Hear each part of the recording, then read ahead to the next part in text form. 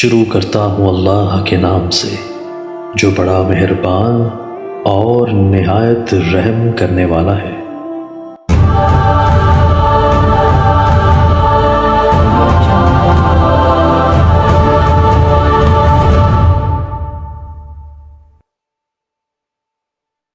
نام کا بھی اثر ہوتا ہے، اچھا نام رکھیں گے تو اچھا اثر ہوگا۔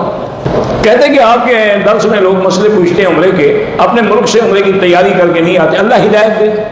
غیر برادری میں شادی کرنا گناہ ہے؟ بالکل کوئی گناہ نہیں ہے، یہ تو رسم بنا رکھی ہے لوگوں نے۔ پتہ نہیں کہ بریدہ کسی میں کام کرتا ہوں، مجھے حرم کے آس پہاڑ میں کام مل جائے، اللہ سے دعا کرو، 2 رکعت پڑھ کے دعا کرو نوکری حرم کے قریب مل جائے۔ جو اللہ کے نیک بندے فوت ہو گئے ان کے ذمہ قرض ہے، وہ ادا ہونا چاہیے ہر حال میں۔ اگر کوئی نہیں پھر اللہ ان کی اپنی طرف سے ادا فرمائیں گے۔ بیسن یا نلکے پر کھڑے ہو کر وضو کر سکتے ہیں، جب کھڑے ہو کے غسل کر سکتے ہو تو وضو کرنے میں کون سے کانٹے پڑے ہیں؟ کہتے ہیں ہمیں جو بزرگ وظائف بتاتے ہیں وہ پڑھنے کی اجازت بھی دیتے ہیں، آپ وظیفہ تو بتا دیتے ہیں، اجازت نہیں دیتے۔ اجازت میں کسی بزرگ سے لے لینا نا، میں بزرگ تو نہیں ہوں کہ اجازت دوں۔ مالک سے پوچھے بغیر شہد اتار لیں بالکل ناجائز ہے، اس کا ملک ہے۔ میرے ماموں کی شادی ہے، والدہ کہتی ہے چلو، میرا شوہر اپنی والدہ کے کہنے پر مجھے نہیں جانے دے رہے، بارہ تم اپنے شوہر کی مانو۔ اب شادی کے بعد عورت شوہر کے تابع ہے۔ حد حرم سے باہر عرفات میں رہتے ہیں، اگر مدینہ جانا ہو زیارت کے لیے، واپسی پہ اگر سیدھا آپ نے عرفات آنا ہے پھر عمرہ ضروری نہیں ہے۔ اگر ہم جماعت میں پہلی رکعت رہ گئی تو جب امام سلام پھر کھڑے ہو کے ایک رکعت پوری کر لیں بس۔ بعض علماء فرماتے ہیں یہ پہلی ہو جائے گی، یا بعض فرماتے ہیں یہ چوتھی ہو جائے گی۔ بہرحال یہ بی بی عائشہ کے لیے اگر حکم ہوتا تو حضور یہ بھی فرماتے تھے کہ عائشہ یہ حکم مسجد عائشہ کے عمرے کا صرف تمہارے لیے ہے اور کسی کے لیے نہیں۔ اور دوسری بات یہ ہے کہ بی بی عائشہ ہر دفعہ تو نعوذ باللہ حیض میں نہیں ہوتی تھی، جب بھی آتی تھی عمرہ کرتی تھی۔ اور مردوں میں بھی عبداللہ بن زبیر، حضرت عبداللہ بن عمر نے عمرہ کیا ہے۔ حنفی مسلک کا آدمی کسی دوسرے امام کے قول پہ عمل کرے، اگر وہ اتنا بڑا عالم ہے کہ دونوں ائمہ کے قول کو سمجھتا ہے پھر اس کی مرضی ہے، وہ مجتہد ہے۔ اگر جاہل ہے تو پھر اپنے امام کے قول پہ رہے۔ اگر میقات پر جب ہم آئیں عصر کا وقت تھا، عصر کی نماز پڑھ کے 2 لبیک پڑھ لیں بس۔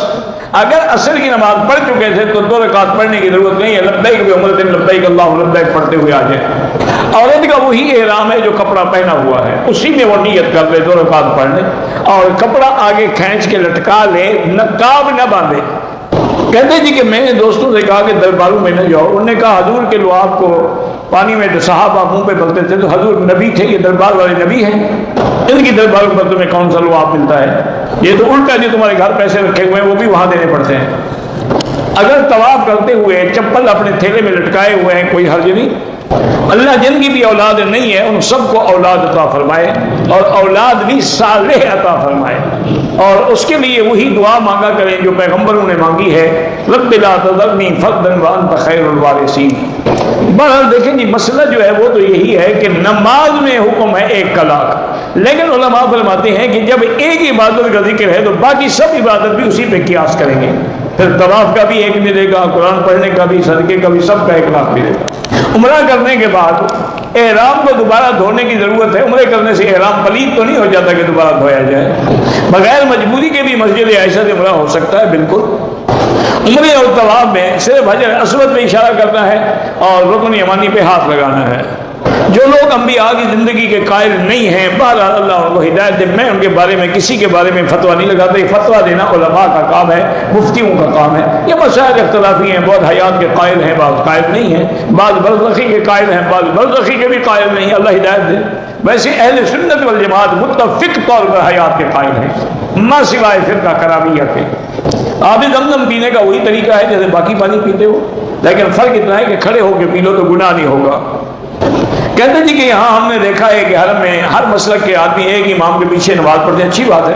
تمہارے ملک میں تو فرقہ بندی ہے، اللہ ہدایت دے۔ ایک عزیز نے مسجد کے لیے جگہ وقف کی تھی، کچھ اہل بدعت نے قبضہ کر لیا اور وہاں مسجد بھی بنا لی، وہ جانے ان کا کام جانے۔ دوسرے کی زمین پہ قبضہ کر کے مسجد بنانا شریعت میں جائز نہیں ہے۔ اب ایسا کرو کہ لوگوں کی نمازیں برباد نہ ہوں، جنہوں نے بھی بنائی ہے مجھے تو ان کو وقف کر دو، کہو ٹھیک ہے بھائی میں نے تو دے دی ہے بس، تاکہ آپ مسجد کو توڑو گے تو نہیں نا، بن گئی، غلط بنی، بن گئی ہے، جب بن گئی ہے تو اب تمہارا کام ہے کہ تم سب کی نمازیں ٹھیک کرو۔ کہتے ہیں کہ عورتوں کی بھی آپ تعریف کر دیا کریں، اس کی کوئی وجہ نہیں، وجہ بھی تو بتاؤ نا۔ جو تعریف کے قابل ہیں ان کی تعریف کرتا ہوں، جو تعریف کے قابل نہیں ہے ان کی شکایت کرتا ہوں، سب کی تو نہیں کرتا۔ اللہ کے بندے عورتیں بھی پہلے زمانے میں تھیں، مرد بھی پہلے زمانے میں تھے، نہ اب عورتیں رہی نہ مرد، اب تو صرف نام والی بات ہے۔ یہ بھی دعا کرو کہ کس کی سلام پہ اور کلمے پہ موت آ جائے۔ میرا تعلق پاکستان سے ہے، رہائش دبئی میں ہے، میں بیٹے ہیں 3، ان کو دین کی تعلیم دلوانا چاہتا ہوں، اللہ سے دعا بھی مانگا کرو۔ دبئی میں بڑے اچھے اچھے مدرسے ہیں دین کے، اللہ کے بندے۔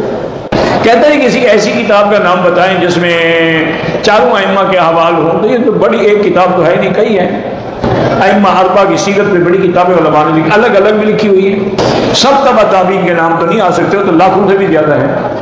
ایسی مستند کتاب، کوئی ایسی کتاب نہیں جس میں اویس کرنے کے لیے الگ کچھ لکھا گیا ہو۔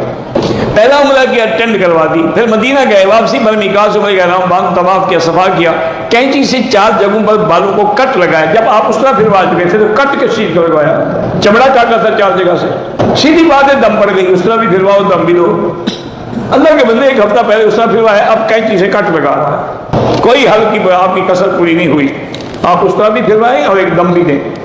میری بیوی نے پہلا عمرہ جو کیا وہ اپنے باپ کے نام سے نیت کر کے کیا، جو فوت ہو گئے، ٹھیک ہے، اب اپنا کرنا چاہتی، مسجد عائشہ سے کر لے، جیرانہ سے کر لے، طائف سے کر لے، اچھا کیا، اس نے والد کا حق ہے اس کا۔ بادشاہ بھائی نے آپ کو سلام کہا ہے، اللہ خوش رکھے، اللہ شفا عطا فرمائے۔ کہتا ہے آپ نے کہا تھا کہ بیوی کو خرچہ دیا کرو تو جھگڑا نہیں کرے گی، وہ تو خرچہ دیتے ہو نا، میں نے کہا تھا اس کے علاوہ کوئی نذرانہ پیش کیا کرو، خرچہ تو ہر خاوند دیتا ہے، اس میں احسان کون سا ہے؟ آج تم بازار میں جاؤ، بہترین قسم کی 2 چوڑیاں گولڈ کی خالص سونے کی لے کے ہدیہ پیش کرتے، خوش ہوتی کہ نہیں ہوتی؟ خرچہ تو تمہارے ذمہ ضروری ہے، واجب ہے، وہ کون سا احسان کر رہے ہو؟ عمرے والے بالکل مسافر ہیں، کوئی بھی ہو جو سفر پہ ہے، چاہے عمرے والا ہو، حج والا ہو، دین والا، تعلیم والا، سب مسافر ہیں۔ میری کمر میں درد رہتا ہے، زمزم پی کے دعا بھی کریں اللہ سے، اور حکماں نے لکھا ہے کہ دال چینی کو پیس کے اس کا پاؤڈر بنا کے تھوڑا سا شہد میں ملا کے صبح شام چاٹا کریں۔ شک اور وہم کی بیماری کا کیا علاج ہے؟ کوئی علاج نہیں، راہول پڑا کرو۔ جنہوں نے بھی دعا کے لیے کہا ہے اللہ سب کی دعائیں پوری کرے۔ آپ ناراض ہو جاتے ہیں، آپ سوال ایسا نہ کیا کریں نا جو ناراض کرنے والا ہو۔ ایک آدمی نے 2 عمروں میں غلطی کی اور پاکستان پتہ نہیں کیا غلطی کی، یہ تو لکھو نا۔